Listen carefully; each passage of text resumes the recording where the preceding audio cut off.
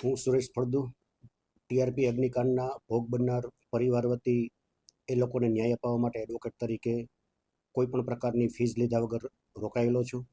ગુજરાતની માનવ સર્જિત કુલ 4 દુર્ઘટનાઓ, તક્ષશિલા, હરણીબોટ, ઝૂલતો પુલ અને ટીઆરપી અગ્નિકાંડ. સૌથી અમારી પહેલો પ્રયત્ન એવો હતો કે ટીઆરપી અગ્નિકાંડ છે એ સૌથી પહેલાં કેસની ટ્રાયલ ઓપન થાય અને ભોગ બનનાર પરિવારને ઝડપથી ન્યાય મળે અને વહેલી તકે એ ટ્રાયલ પૂરી થાય. એ ભાગરૂપે ડ્રાફ્ટ ચાર્જ કરી અને સૌ પ્રથમ કોર્ટમાં રજૂ કરી દેવામાં આવેલો.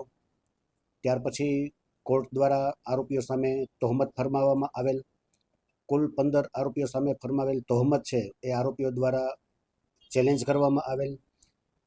એ ઉપરાંત કેસની ટ્રાયલ ડે ટુ ડે ચાલે એના માટેના પ્રયત્નના ભાગરૂપે એક એપ્લિકેશન આપવામાં આવેલી, એનો પણ આરોપી દ્વારા વિરોધ કરવામાં આવેલો. આરોપીઓને કોઈ જગ્યાએ સફળતા મળેલ નહીં. ત્યારબાદ કેસની ટ્રાયલ છે એ ઓપન થઈ.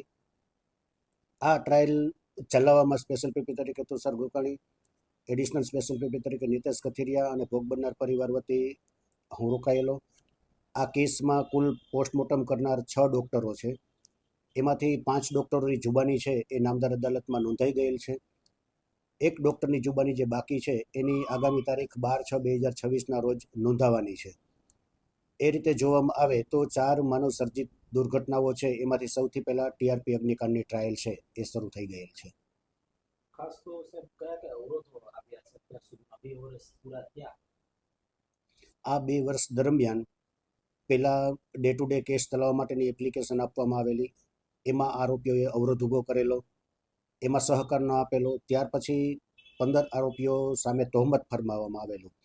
એ તહોમત આરોપીઓએ સ્વીકારવાની જગ્યાએ એને પણ ચેલેન્જ કરવામાં આવેલું અને ટ્રાયલ છે એ ઓપન ન થાય, ચાલે નહીં અને ડીલે થાય એવા આરોપીઓ દ્વારા અવરોધો કરી અને પ્રયત્નો કરવામાં આવેલ, જેમાં સફળતા મળેલ નહીં અને ટ્રાયલ છે એ ઓપન થઈ ગયેલ છે. સર અત્યાર સુધીમાં જેટલા ડે કેસ છે એમાં શું કેસના મેઇન પોઈન્ટ્સ કયા કયા? હજુ ટ્રાયલ છે એ શરૂ થયેલી છે. હજુ આરોપી તરફથી ઘણા બધા કાનૂની મુદ્દાઓ ઉપસ્થિત કરવામાં આવશે ટ્રાયલ ડીલે કરવા માટે. પોસ્ટમોર્ટમ કરનાર ડૉક્ટરની જુબાની પૂરી થાય એટલે વિટનેસની સંખ્યા ઘણી બધી વધારે છે, પરંતુ ક્વોન્ટિટીની જગ્યાએ ક્વોલિટી વિટનેસ તપાસી અને ટ્રાયલ વહેલી તકે પૂરી થાય એવા પ્રયત્ન પ્રોસિક્યુશન તરફથી રહેશે. એટલે સ્વાભાવિક છે કે આરોપી તરફથી કોઈ પણ પ્રકારે હર્ડલ્સ ઊભું કરી અને ટ્રાયલ ડીલે થાય એવા પ્રયાસો કરવામાં આવશે. કેટલા ડોક્ટરની જુબાની લેવામાં આવી?